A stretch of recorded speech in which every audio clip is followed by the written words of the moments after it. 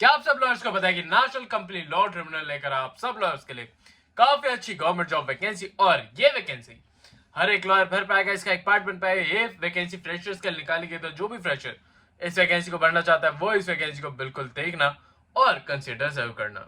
हम इसके बारे में इन डेप्थ में बात करेंगे। मैं इसके कुछ इंपॉर्टेंट पॉइंट्स बताने वाला हूँ, क्योंकि इसमें कुछ ऐसे पॉइंट्स होने वाले हैं जो कि आप सबको पता होना चाहिए इस वैकेंसी को भरने से पहले।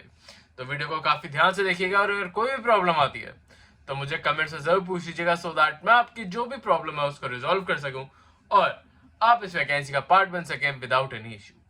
तो चलिए बात करते हैं विदाउट वेस्टिंग एनी टाइम और देखते हैं इस वैकेंसी में क्या क्या देखने को मिल रहा है। बट उससे पहले हेलो, वेलकम और स्वागत है आप सबका मेरी एक नई वीडियो में, जिसमें मैं लग रहा हूँ काफी अच्छी गवर्नमेंट जॉब वैकेंसी आप सभी लॉयर्स के लिए। ये वैकेंसी निकाल रखी है आपके नेशनल कंपनी लॉ ट्रिब्यूनल में और ये वैकेंसी कोर्ट ऑफिसर की वैकेंसी होने वाली है। ये अपने आप में काफी अच्छी वैकेंसी है, तो इस वैकेंसी को बिल्कुल मिस आउट मत करना। और मैं पहले बता दूं, अगर आप किसी भी सिविल जज के एग्जाम के लिए जाना चाहते हो या फिर किसी भी जुडिशरी के एग्जाम के लिए जाना चाहते हो और उसमें अगर आपको 3 इयर्स का एक्सपीरियंस चाहिए तो इसका एक्सपीरियंस आपका उसमें काउंट होने वाला है। तो ये भी आपके लिए एक बहुत ही अच्छा प्लस पॉइंट बन जाता है। ये वैकेंसी न्यू दिल्ली की निकाली गई है, तो जो भी न्यू दिल्ली कैंडिडेट्स हैं वो तो इसे बिल्कुल भरना और आसपास के ऑल ओवर इंडिया के कैंडिडेट्स इस वैकेंसी को भर के इसका एक पार्ट बन सकते हैं। यहाँ पे आप देखोगे टोटल 6 वैकेंसीज निकाल रखी हैं। आई नो ये अपने आप में एक बहुत ही कम नंबर है, पर जो कोर्ट ऑफिसर की वैकेंसी होती है वो वैसे भी काफी कम निकाली जाती है। तो अगर आपको इस बार इसका एक मौका देखने को मिल रहा है तो आप इसे बिल्कुल मिस आउट मत करिएगा और इस वैकेंसी को भरने की कोशिश जरूर करिएगा। चलिए बात करते हैं इस वैकेंसी के बारे में। यहाँ पे आप देखेंगे कि जो भी कैंडिडेट क्वालिफिकेशंस के बारे में बात करें, जिन भी कैंडिडेट ने अपने लॉ की डिग्री कर रखी है विद रिकॉग्नाइज्ड यूनिवर्सिटी, वो इस वैकेंसी को भर के इसका एक पार्ट बन सकता है। जैसे कि मैं आपको अपनी वीडियोस में हमेशा बताता रहता हूँ कि रिकॉग्नाइज्ड यूनिवर्सिटी होना आपके लिए काफी ज्यादा जरूरी है, क्योंकि ऐसा हमेशा होता है हर एक वैकेंसी में कि वो हमेशा यहाँ पे लिखते हैं कि एक रिकॉग्नाइज्ड यूनिवर्सिटी होना जरूरी है। क्योंकि अगर आपकी यूनिवर्सिटी रिकॉग्नाइज नहीं होगी तो आपका फॉर्म इमीडिएट बेसिस पे कैंसल आउट कर दिया जाएगा। तो इन बातों का ध्यान रखा करिए। साथ में अगर हम एक्सपीरियंस के बारे में बात करें तो आप एक्सपीरियंस में देखेंगे कि जो भी कैंडिडेट इस वैकेंसी को भर रहा है उसके पास एक्सपीरियंस होना चाहिए एडमिनिस्ट्रेशन और ऑनलाइन डाटा मैनेजमेंट में। उनको कंप्यूटर ऑपरेशंस, मतलब कि उन्हें कंप्यूटर चलाना आना जरूरी है। साथ में आप देखेंगे यहाँ पे आपको system management, working and company online system, जो भी ऑनलाइन सिस्टम होता है इनका, आपको वो यूज करना आना चाहिए। जो भी आपके पास लीगल वेबसाइट्स है वो आपको यूज करने आनी जरूरी है। तो बस आपको यही एक्सपीरियंस चाहिए। इसमें आपको कोई भी ईयर ऑफ एक्सपीरियंस के बारे में नहीं कहा गया है कि आपको 1 ईयर का, 2 ईयर का, 3 ईयर का एक्सपीरियंस चाहिए होगा। तो ये आपके लिए बहुत ही अच्छा प्लस पॉइंट बन जाता है। तो इस वैकेंसी को बिल्कुल कंसिडर करिएगा। साथ में सेकंड पॉइंट में आप देखेंगे कि जो भी कैंडिडेट जिनकी एज 25 ईयर्स से ज्यादा है, सिर्फ वही कैंडिडेट इस वैकेंसी को भर पाएंगे। और यहाँ पे आप एक और चीज देखेंगे कि प्रेफरेंस उन कैंडिडेट्स को दी जाएगी जिन्होंने किसी भी कोर्ट या ट्रिब्यूनल में साथ काम करा हुआ है या फिर उनके पास लीगल एक्सपीरियंस है। तो यहाँ पे आपको एक प्रेफरेंस देखने को जरूर मिल रही है अगर आपके पास लीगल एक्सपीरियंस है, पर यहाँ पे कोई भी कंसिडरेशन नहीं मांगी गई है, ना ही कोई प्रायर आपको एक्सपीरियंस मांगा गया है। तो इन बातों में कंफ्यूज बिल्कुल मत होइएगा और इस वैकेंसी को भरते टाइम बिल्कुल क्लियर माइंड से इस वैकेंसी को भरिएगा। इसके पे स्केल की बात करें तो 45,000 रुपीज का पे स्केल आपको देखने को मिल रहा है, जो कि अपने आप में काफी अच्छा अमाउंट बन जाता है, स्पेशली फ्रेशर्स के लिए। क्योंकि अगर आप एक एक्सपीरियंस गेन करना चाहते हो तो आपको इतनी रेम्युनरेशन भी आपके लिए सफिशिएंट रहेगी। क्योंकि अगर आप किसी भी लिटिगेशन या फिर किसी भी कॉर्पोरेट फील्ड में जाते हो तो आपको जो भी रेम्युनरेशन है वो इतनी भी नहीं देखने को मिलती, स्पेशली फ्रेश लॉ ग्रेजुएट्स को। तो ऐसी रेम्युनरेशन अगर आपको देखने को मिल रही है तो आप इसे कंसिडर जरूर करिएगा। अब आगे बढ़ने से पहले सिर्फ मैं उन लोगों से बात करना चाहूंगा जो हमारी वीडियोस पहली बार देख रहे हैं। तो मैं उन्हें बताना चाहूंगा कि हम अपने चैनल पर लीगल अपडेट्स, लीगल वैकेंसीज और जो भी लीगल जॉब्स निकलती हैं हम उनको अपने चैनल पर अपडेट करते हैं।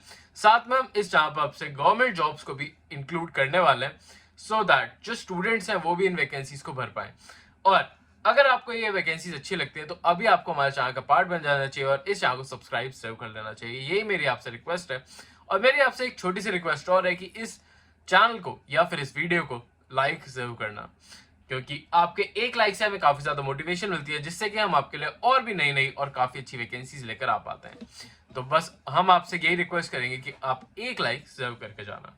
अब बात करते हैं इस वैकेंसी के बारे में, फिर से बढ़ते हैं इस वैकेंसी की तरफ। अब अदर टर्म्स एंड कंडीशंस के बारे में बात करें तो आप यहाँ पे देखेंगे कि ये कॉन्ट्रैक्चुअल बेस्ड जॉब होने वाली है, जिसका कॉन्ट्रैक्ट आपका 1 ईयर का होने वाला है, पर इस कॉन्ट्रैक्ट को आपको 4 ईयर एक्सटेंड भी किया जा सकता है। तो ये अपने आप में काफी अच्छे आपको वैकेंसी देखने को मिल रही है। और इसमें जैसे कि मैंने आपको बताया, इसका एक्सपीरियंस भी काउंट होगा आपके सिविल जज के एग्जाम्स के लिए, तो वो भी आपके लिए काफी अच्छा प्लस पॉइंट बन जाता है। इसमें आप देखेंगे कॉन्ट्रैक्चुअल असेसमेंट होगी, shall not be confirm right to claim the recognise और कंटिन्यूएशन ऑफ द सर्विस।